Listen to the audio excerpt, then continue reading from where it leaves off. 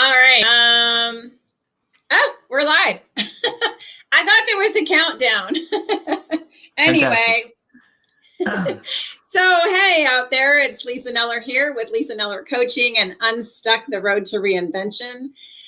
This is my fun little interview show that I started last year, and I'm resurrecting it tonight. So last year, what happened was I got through about 19 episodes, and then I found myself so busy and so stressed out. I thought something's got to go. And it was the show because I had been in a full-time job and coaching and taking a coaching course and all this stuff. And so I had to take care of me. Otherwise, I was going to burn out and go crazy. So I put the show on hiatus I believe it was August. And tonight I have a really fun guest, Nicholas Selway, who I'm super excited to introduce you to. And I just want to, there you go, give you a little background on Nicholas. So Nicholas and I met last year in a coaching program. So he's a fellow coach. And we were assigned coaching partners at the beginning of our coaching process of this program. And so Nicholas and I teamed up and we coached each other. And he coached me first. And I was like really blown away at how good his coaching was. I'm not kidding, Nicholas. I'm not just saying that. I was like, wow, he's really got this down. He knows what to ask me. He knows how to do this. And he's getting some stuff out of me here. So that was kind of the start of how Nicholas and I met each other. And we have been fast friends and mastermind partners and, coaching buddies for a year. So I'm going to just give you a little bit of his background, and I mean a real little bit because that's all he gave me. I'm going to make him tell us more. Okay, so Nicholas is a coach, trainer, and keynote speaker. He is the CEO and co-founder of This Wild Idea, which I think is the coolest name ever. Nicholas and his co-founder, Colby, are passionate about helping people, animals, and the environment. Nicholas spends his free time writing, visiting family, or backpacking with his dog, Snickers. So, welcome, Nicholas. Woo! I'm so glad to be here. Thank you so much, Lisa. I made my bio really short because every time that I write anything, I normally have somebody, Colby will run it by him, and he always gives me the advice, make it shorter. I'm really long-winded, and to anybody that's watching right now or will watch the replay or whatever, you'll see that words just spew out of me. So I was intentional with this one. I don't want to bore too much on the very front end of the show. So, but I'm stoked to be here. Thank you so much. Absolutely. Well, first of all, tell us where you're from. Like, where do you live? Yeah, no, I live in Southern California, outside of San Diego, about 30 minutes, pretty close to the beach. I'm been a SoCal boy for my entire life. Grew up in the mountains, love nature, just love being outside in general. I'm stoked to be here. This is in my opinion, California is one of the greatest states ever because it's just like sunshine and you've got every cool environment that you could ever want. And there's cool wildlife. There's so much to do. I love it here. I have family in San Diego area and my folks used to live there for about 15 years. And I would spend, a couple weeks every summer with my kids in their backyard pool. And we'd go to the ocean. Yeah. You're in a great place. You're in a great place, Nicholas. So, let's start with your reinvention story. I want a little bit more of your bio because you're more than a coach. You didn't start here. You've been doing other stuff for a while. Sorry. I just want to say that we're always reinventing ourselves. And that's what this show is about. It's just kind of highlighting the way that we reinvent ourselves from a very young age to a very old age. We never stop doing that. And then they become really interesting stories. So I'm fascinated to hear all about your story. So start there. Oh man, no, it's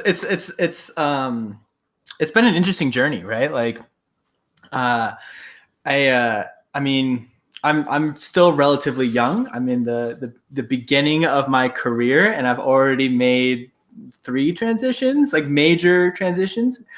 So it's kind of funny.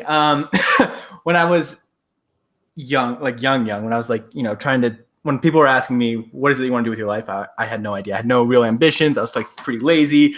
I was like a 20-year-old dude that didn't really want to do anything because burning calories sucked, and thinking and doing and working and stuff like that just wasn't very appealing. I was naturally like pretty good. I was like pretty good at music. I was musically inclined. I've been like a musician since I was in 4th grade. And I literally picked like the easiest route that I possibly could. I was like, I'm graduated high school. I'm just going to study music. I've already been doing it for a while. I'll teach music. That'll be my life. And I taught music in public schools while I was in college. I went to school, got a degree in music education. And my final year of studying music, I went really hard. I had a pretty big life event happen to me in the middle of my college career. When I was 20, I had a tumor and I was diagnosed with bone cancer. And there's actually like a quote that really resonates with me. And it's, every person is born with 2 lives. The second life begins the minute you realize you only have 1 life to live. And when I was 20 and I was like about to go have this tumor removed, I was gonna have like the process was pretty extensive. I was originally supposed to have ribs removed and muscle tissue and a whole bunch of stuff. And it was a piece of cake surgery. My doctors are very confident, but they said like it would take a disaster for you to not wake up tomorrow. And of course, that's what kept me up at night. And even though it's like a really small chance, and a switch flipped. And I realized like living the life of fewest calories burned is not, I'm not happy about that. I'm unhappy with how I've lived my life. If today was my last day, I would be disappointed in myself. And after that, I totally switched from being an underachiever to being a hyperachiever. Went to school full time. And when I say full time, I was taking 20 plus units every single term from here on until graduation. My final year of college, I played trombone. I was a trombonist, and I wanted to be one of the best. And I spent 8 to 10 hours every day playing trombone. Totally burnt myself out. Burned myself to a crisp.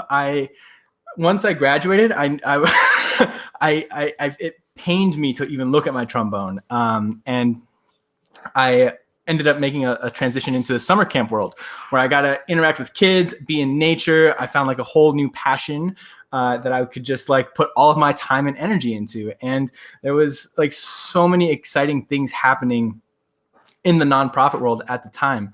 And this is actually where I met some of my best friends ever. My business partner, Colby, I met at a summer camp. And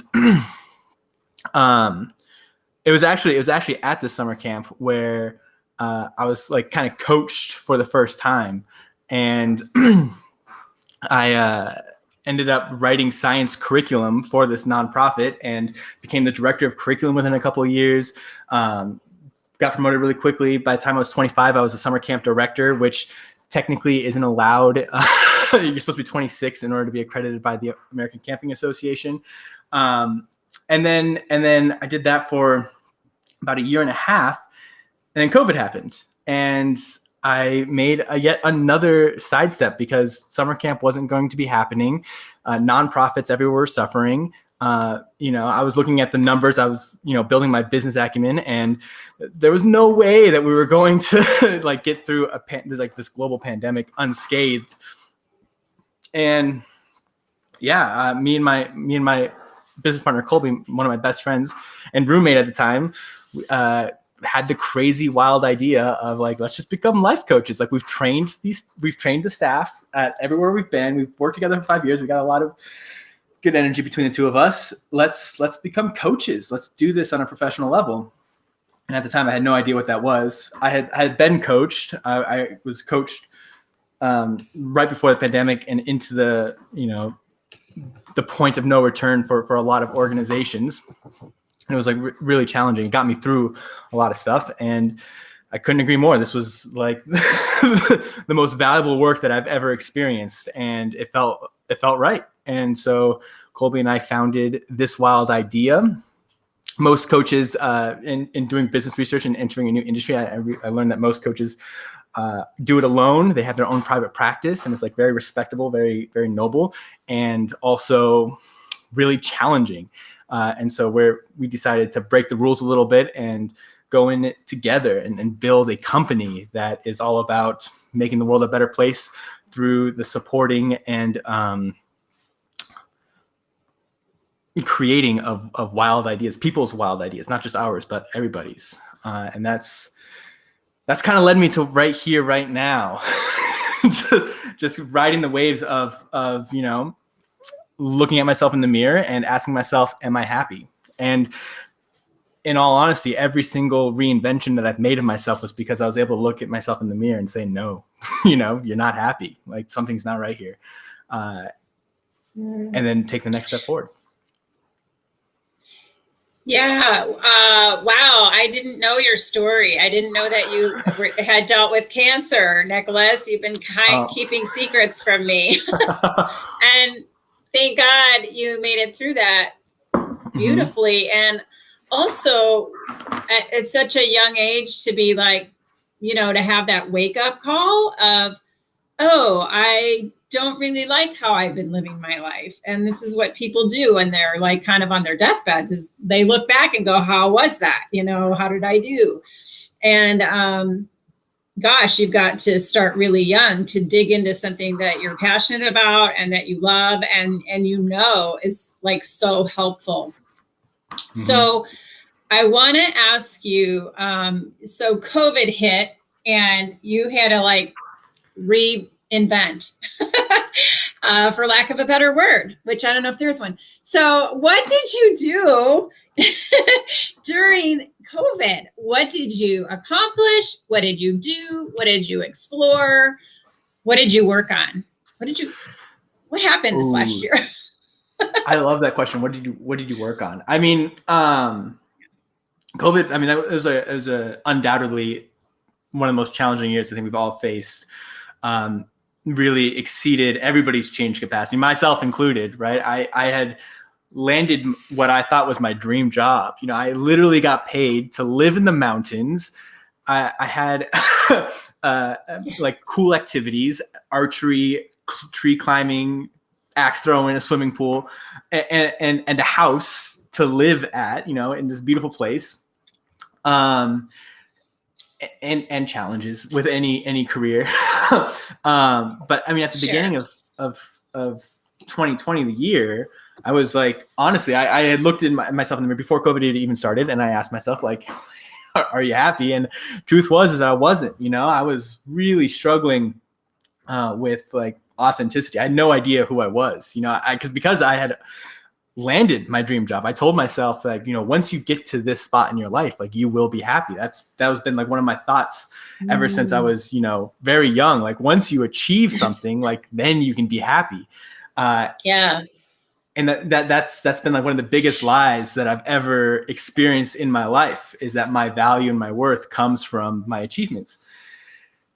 And then COVID happened, and like, thank God that it did. It was incredibly challenging, but it was probably one of the biggest blessings I could have ever asked for, because I gave myself a chance to breathe right there. I would, instead of working 10, 12, 14-hour days, preparing for some goals that were just straight up irresponsible and impossible. Like nobody, I can't believe somebody said yes when I submitted proposals to what I wanted to do. I was able to take a breath and sort of see that everything that I've done at every stage of my life has always led to burnout. And I was on the same path again with what I thought was my dream job.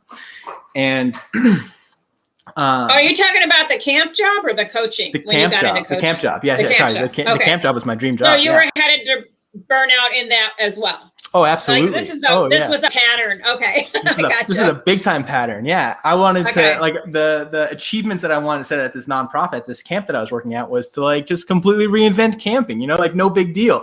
And I was like set up to fail from the very beginning. And then COVID happened, and instead of like working my ass off to, you know, get accreditation in, build these brand new programs, bring a breath of fresh air, market, attract new people, get energy put into this place.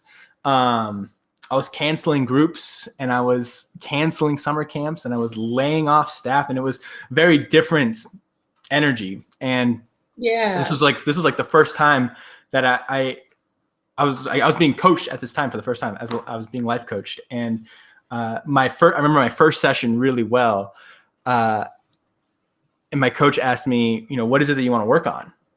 And it didn't really hit me until today. I was actually reflecting on this, that nobody's ever asked me that before. Like, what is it that you want to work on? You know, it's always been something's in front of me that needs to be worked on. Like, here, work on this, like whether it was school or whatever. And then as I'm working on it, I see what other people are doing, or I see what other things are happening. And then I go, oh, that looks really cool. I want to work towards that. But I never had the space and the time to explore what is it that I want to work on. And the first thing I said was like time management. Like, I didn't want to work on my time management. I work like 12 hours a day. That's ridiculous. Like, I don't have any time. I want to work on time management. And needless to say, that snowballed big time into some drastic life changes, like both personally and professionally. And I mean, COVID was the year that I quit my job, my dream job, and started my business. And you know, in the time of social isolation, social distancing, when many people were suffering from chronic loneliness, I had met over 500 people and had these amazing conversations and connected with people all around the world, and discovered that community is incredibly accessible, as long as you're willing to like connect and create. And, you know, I would say that my biggest achievement is, you know, I've always been working towards something, you know, like something that I think will make me happy at the end of the day. And I would do anything to be happy, including change who I am. And I don't think I'd ever, before COVID-19, before we went into quarantine, I don't think I ever lived a single minute of my life where somebody actually saw like the authentic, genuine Nick, because I was always on the other side trying to position myself so that I can be closer to getting what I want. And to shed that and to let go of that and to say like, no, like this is who I am. And this alone is worthy of like value and love and appreciation. I was able to give myself something that I've been starving for my entire life. And that was like a really profound moment. And it was the moment that my life like changed. I saw everything differently, and I was finally able to get a glimpse. I'm still working on it, but get a glimpse of like what it is to be happy, you know? And that's what I've been working on. And that's been, you know, the types of conversations that I've been having within my new dream job of coaching, right? It's been really cool. So that one thing that you were missing that you've been wanting this whole time, could you say what that is? Yeah, it's love, right? Like it's 100% love. Not love. Like this is like one of my insights that I had in the past year was that I confused love with fear. You know, like they're both just like these profound and deeply rooted feelings that we have, and they're like two sides of the same coin. And I've had amazing like partners in life. I've had amazing friends. I've had amazing family. And the way that I showed up and behaved was because I was trying to like soothe one of my fears. You know, I had like a fear of being alone, and that's why I dated people, because I didn't want to end up alone. I didn't date people because I had love to give, because I didn't know what love was. And Yeah, that was really big. Mm-hmm. Yeah, love for yourself is the main thing. Sometimes it takes us a while to learn how to do that, because of life experiences and stuff like that. Totally. So, I mean, you really did a lot. I want to get back to like, what did you actually do? You created a business. You joined the Insight coaching community. I joined many communities. I joined many communities. There was so many communities that I joined, but the Insight coaching community was definitely a big one for sure. Yeah. Yeah. So I'm just going to give a little plug to John Strasser, because he's the guy that he's worked with Nicholas and myself and a whole bunch of other coaches, and training us and developing us to become better coaches. And we've learned so much from him. But also, what are some of the other communities that you'd be willing to share that have been fun for you and helped you grow? Absolutely. I was actually John was not my first coaching program. I was introduced to coaching through Life's Purpose Institute, and I met some amazing people there. And it was really cool. Colby and I were the only dudes in this program, so I met like just these amazing, powerful women in my coaching cohort through them. And I keep in touch with a couple of them, and they're incredible, and they're also global. The Insight coaching community, the positive intelligence community that is a part of Shirzad Shamin's program, really, really like what they're doing. I was introduced to like so many masterminds and coaching communities that are just like, people that are about, elevating the human experience, raising the vibration, creating powerful businesses. Tony Robbins has an amazing community that I've been introduced to. And there's another one that I really want to do a shout out to. This Brave Authenticity. And this was like back last, I think it was July, somebody posted in a coaches helping coaches group, like, I want to be a life coach, but I'm like scared. And it was just like this amazing person, Lena. And I reached out to her and I just connected and we had a conversation, and she created a group called Brave Authenticity. And that's like an incredible group where there's like a lot of people in tech that just create art in that group. And that's been really fun to be a part of as well. And yeah, there's just like, there's no shortage of cool people in the world. So it's been awesome. Yeah. I mean, and you also went to Mexico and spent some time with your grandparents there. You went to, you ran a marathon, I think. Didn't you? Like, you started running 6 to 10 miles a day or something? This was in 2021. Well, actually, in the last fall, my business partner and one of my best friends, Colby, he wanted to run a marathon. He was just like, I want to build my resilience. I want to do it by doing something that I hate, and I hate running, so I want to run. And we're like, great, man, like, we're supporting you. We love you. Like, you got this. I coached him. I hate it too. I coached him like on it when he was like having some hard days. We did some like group coaching with the Wild Idea team, and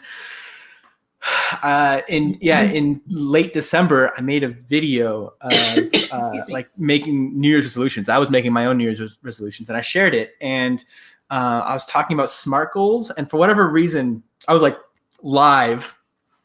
And I hadn't prepared this. I was just sort of like stream of consciousness. I was talking about SMART goals, and I used running a marathon as an example of a SMART goal. And immediately after, Colby was the first one. And then a couple other people all reached out saying like, so you're going to run a marathon? And I was like, no, that's not what I was talking about. I'm not running a marathon. You guys are crazy. Absolutely not. But then I did. I decided, I felt peer pressured, and I ended up running or training with Colby to prepare for the LA Marathon. And the LA Marathon was postponed till October. And I myself worked through a couple of injuries in my training down in Mexico. And I'll talk about Mexico in a minute too, because that was also a really, really cool experience. But on the day of the marathon, or a month before the marathon was supposed to be, they rescheduled. They pushed it back, the LA Marathon. And so Colby was just like, well, I'm going to create my own marathon. And so this wild idea created Move for Change.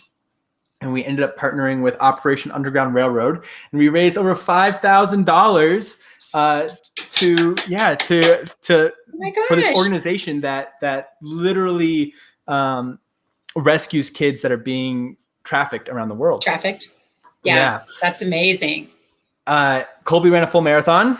I ran 20 miles and I felt awesome. Well, and actually I felt terrible about it. My hyperachiever went off and was like, you didn't run, you could have run 6 more miles.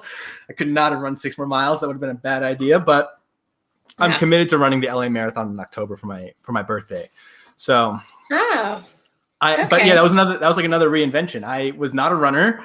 I hated running. Last year I was like a little overweight. I had some pandemic weight. I was eating pizza every day when I was at the camp, and life was good. Now I'm in the best shape of my life, and I identify as a runner. Like there was a moment when I was running and I was having a good time. I was like, man, I'm like at mile 6 right now and I feel great. And I was like, I'm a runner. and that was like another just crazy experience. Yeah. You're a runner and a life coach. Life coach. And you're a life coach. And all right, I sort of asked you, what have you learned about yourself in the last year? You kind of covered that. Mm-hmm. So we're not going to go there, but what do you see as the most exciting thing about coaching? One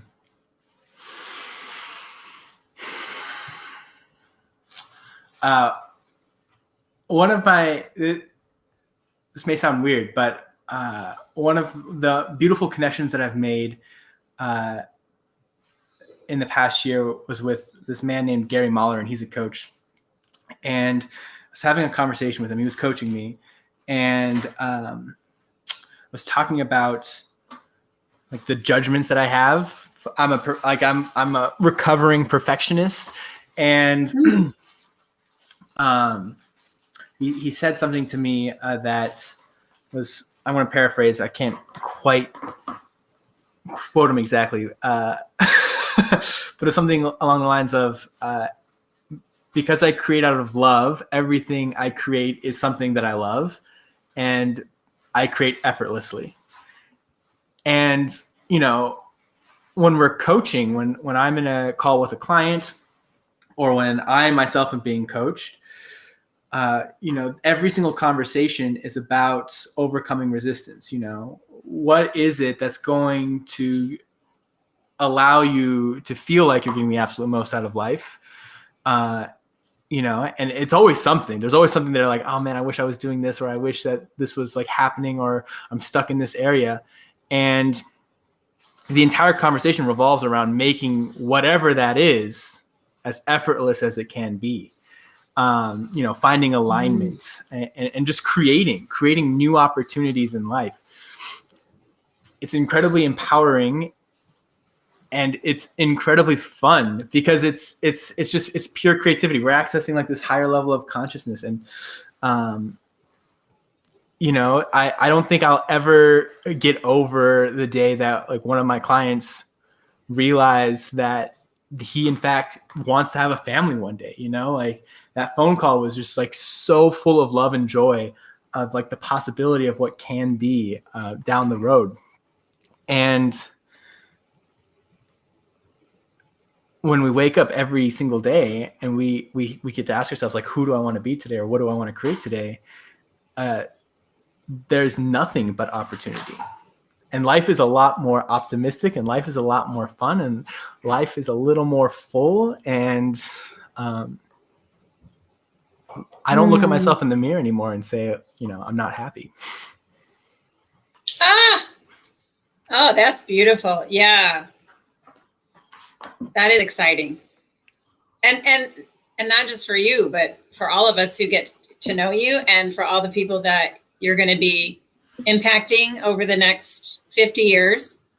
You'll be writing books like Steve Chandler, since you love to write so much. I'm working on it, yeah.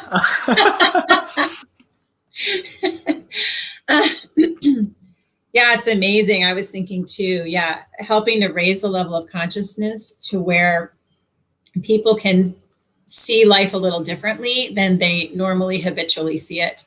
And shaking them up a little bit and going, you don't have to continue on the same path and be miserable. Yeah.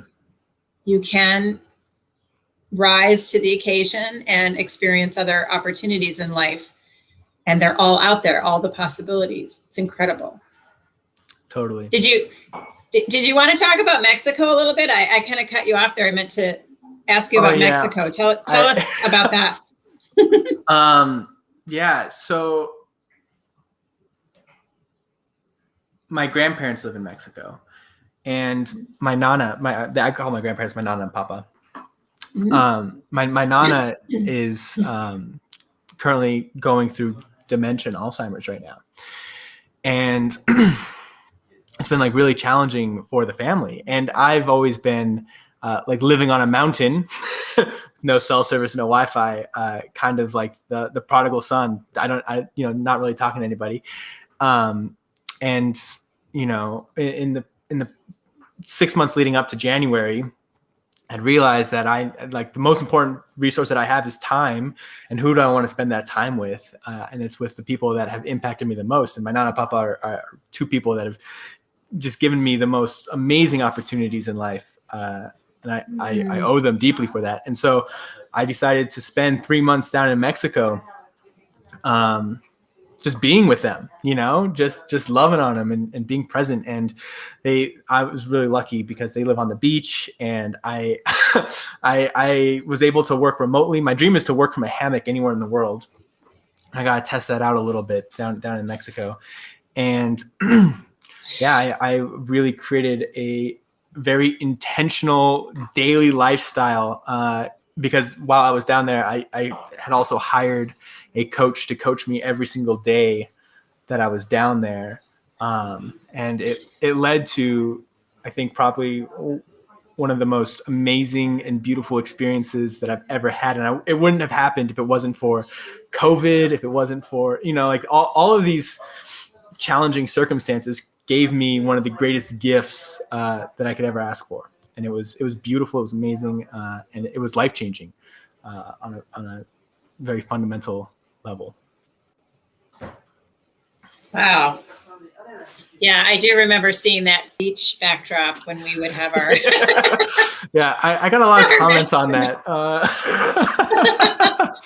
That's awesome. I was not like jealous. Maybe there was a little envy there. Just a little bit. Sure. But I wouldn't have been running 10 miles. I can tell you that. I would have been eating, shellfish and stuff like that. I should have led with that a little bit more. Like, don't worry, guys. I'm actually suffering every single day. I ran X amount of miles today. I'll trade you spots. Yeah, that might have been the way to go. Well, Nicholas, you're an extraordinary coach, and you coach all different kinds of people, right? Like, I don't know if either one of us has a special, what you would call a niche, it's the big thing. We both coach lots of different types of people, but where can people find you so you can help them if they need help? Absolutely. There's reinventing themselves. Several places here on Facebook. You can message me. I'll drop my links and stuff like that in the comments below. LinkedIn is another great spot. And then I've got a website, thiswildidea.org.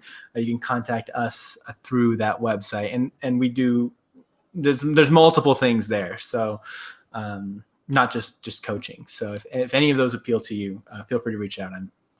I'm here. I want to do a show with you on authenticity. So as you absorb from your little group there, you and I will connect and figure something else out, because I think authenticity is a worthwhile subject to explore, don't you? Absolutely. I think it may be, just maybe, the key to happiness. I don't know. Maybe. It may be. And that self-love thing, which is all part of that authenticity. Yeah. Well, Nicholas, thank you so much for being my guest tonight, for joining me. This has been a blast. We were looking forward to this, and I think it's, I think it turned out okay. It was a lot of fun. Yeah, absolutely. Woo! Woohoo! We were dancing before this to a little bit of music. But thanks for joining us on Unstuck the Road to Reinvention. I'm Lisa Kneller with Lisa Kneller Coaching. You can find me at lisanellercoaching.com and also through Facebook Messenger if you ever need to chat. Okay. Thanks for joining us, everyone. Have a wonderful evening. Say bye-bye, Nicholas. Bye-bye. Okay.